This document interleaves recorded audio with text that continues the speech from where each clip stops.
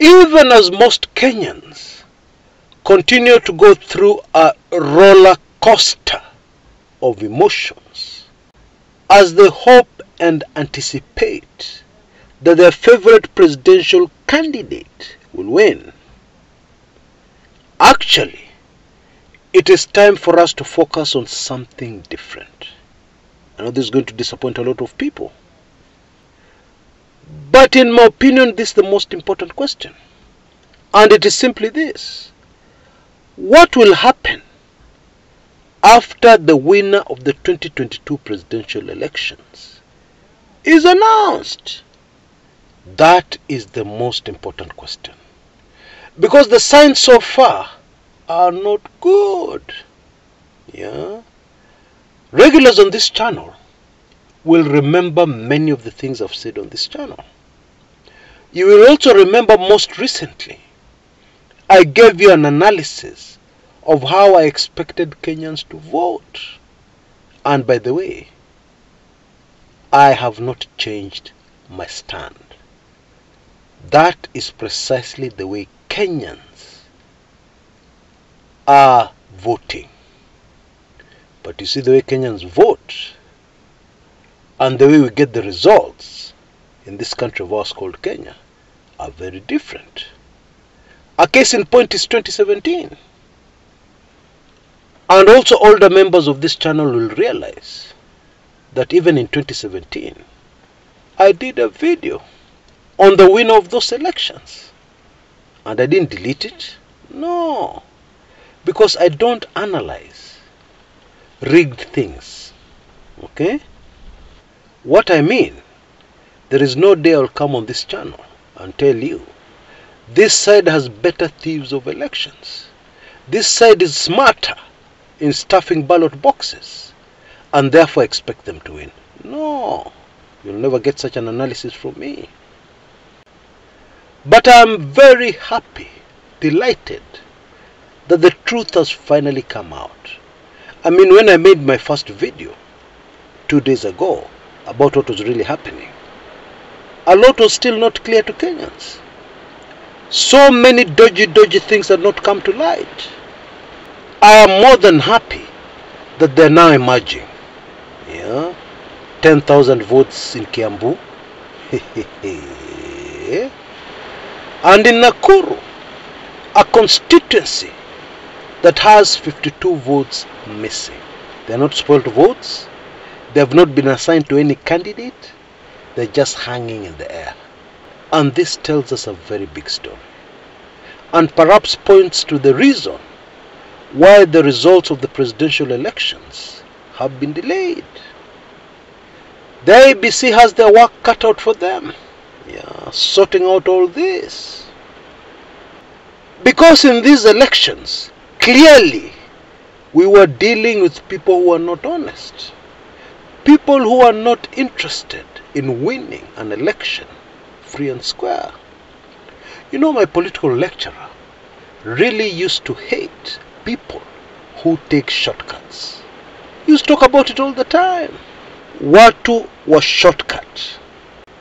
You don't want to go to the ground and do things for the people, tangible things, and build up your reputation over the years.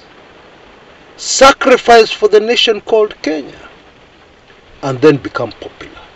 Instead, you want to take a shortcut of stuffing ballot boxes and forcing yourself on people. That's a shortcut. Granted, our gubernatorial seat is very sweet. It is very powerful. You are the president of a county. People call you Your Excellency. Wonderful. Yeah, but you don't want to work for it. You don't want to get it in the right way. You want a shortcut. And folks, let's not lie to ourselves. We are the nation of shortcuts. All of us Kenyans always look for shortcuts. And right now, we are looking for a shortcut to a new political dispensation.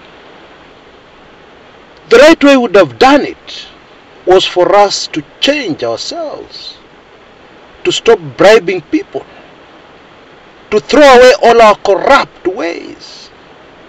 Yeah, and then we can expect leaders of the same caliber. But how can we all be crooks and then we expect leaders whom we elect not to be crooks? How does that work? Folks, what we really need to focus on, patriotic Kenyans who love their country, is on what will happen after the election results are announced. Yeah? After Raila Odinga is announced, or after Dr. William Samoei Ruto is announced. What will happen in our country? Now, the incident last night at the Bomas, in my opinion, was a very clear reflection of the mood in the country. Of course, it was very unfortunate. Leaders on the two main sides of the political divide clashed over some very, very suspicious activities centered around the Uasin Gishu women representative, and an ally of the deputy president, Gladys Boss Sholei. I mean, this drama even ended with the laptop being confiscated by authorities, by the police, a suspicious laptop, right there inside Bomas. Yeah? Folks, Kenyans are not interested in doing the right thing. We are all interested in shortcuts. The short route somewhere. The short, quick way to do something. The short, quick way to wealth. And this is very clear. People accepting money to frustrate the will of the people. Indeed, in all this drama, the will of the people has taken back seat. It's not important. It's not relevant. All those Kenyans, many of them who voted against great odds because of the tough economic times we're living through, and people traveled, maybe borrowed money, did a lot, and made it to the rural area to cast their vote. Somebody wants to frustrate those people.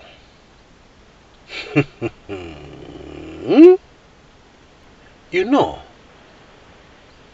it is very difficult to analyze this election. The reason why it is difficult to analyze it, it is very difficult even for starters to know what is real and what is unreal. To know what is actually factual and what is not. A presidential candidate sweeps the whole of Nairobi, has very many members of parliament, has the women's representative, even has the senator. But then, the governor's seat goes to another party. Folks, I can't analyze that. I don't know how to. Yeah? That one goes beyond my skill sets. Because it doesn't make sense. I don't understand. You know, some of us Kenyans have a weakness. We don't know how to use some very simple English words. I don't know. I have no idea. To me, it does not make sense. Please explain to me so that I understand. Yes. Because it's not possible for one human being to know everything. So in this case, nimeinua mkono. That one I don't know. Please don't ask me to analyze Nairobi. I don't know. I have no idea. I don't know where to start. I don't understand. And indeed, if I can let you into a secret of sorts, that is the reason we have not been able to produce as many videos. That's one of the reasons. We have not been able to produce as many videos as I had envisaged, analyzing these elections. But there are a few things I've understood by comparing what has happened in the past. like the super fascinating case where Raila Odinga received some extra votes somewhere in Nyanza, in his stronghold. Yeah, of course, the error was corrected, error in quotes, by the IEBC.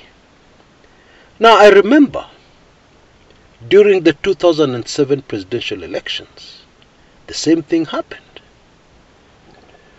We were told at the time, yeah, some of us older Kenyans can remember, we were told at the time that people should relax because both sides rigged the election. Remember that? And older members of the Kumekucha brand will also remember that at the time I said that that was a very smart way of rigging an election. You stuff votes on your side, but then you also stuff votes in a few places for your opponent, so that if somebody investigates deeply what really happened, looks at the figures critically, they will conclude both sides rigged. Yeah. Very smart.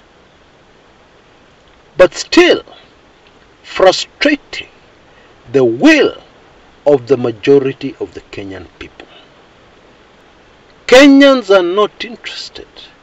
They don't even understand what it means to do something that will stand the test of time. They have no idea what that means, a vast majority of Kenyans. And those who know have no interest. People who do things that stand the test of time end up poor. That's the thinking of many Kenyans. Utakuwa masikini na hiyo upuzi yako ya kufanya vitu za kustand the test of time. Ya nini? Unafanya vitu za kuingiza pesa mfukoni mwako haraka iwezekanavyo. You need money. Doesn't matter how you make it. That is our thinking in Kenya today. So, why should we expect miracles? Why should we expect our general elections, and especially our presidential elections, to have gone in a different way from the way they've gone? Why? How? This life doesn't work like that, unfortunately. Now, my interest was piqued by the new power, a political party that was very weak going into these elections, but is now going to be very strong going forward.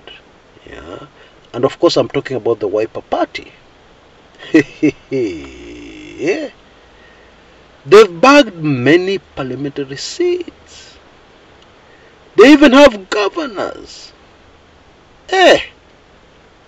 A man called Kalonzo Musyoka, going forward, is going to be much more powerful than he was. In my opinion, much more powerful than he has ever been. More powerful than even when he was vice president to Kibaki in 2008. And we didn't have dodgy things happening in Ukambani. Yeah. They managed to guard Baba's votes properly. And they all delivered for their Wiper Party. Well done. Congratulations, Kalonzo Musyoka. More so because you did it without stuffing any ballot boxes. You did it by going out there and convincing the people. You did not take a shortcut this time.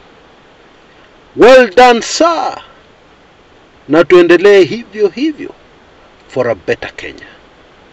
What will happen after the presidential elections are announced, the results, after we are told the winner of those presidential elections? What will happen if Raila Odinga is announced the winner? What will happen if Dr. William Samoei Ruto is announced the winner? Folks, that is where we must focus all our attention. And that is where we must all make an effort to accept whatever results we receive no matter how painful, no matter how unjust, yeah, it is very important that we receive the results. And then if we need to take any action, we take it, but we retain the peace. That is terribly important. Until next time, this is Chris Kumekucha.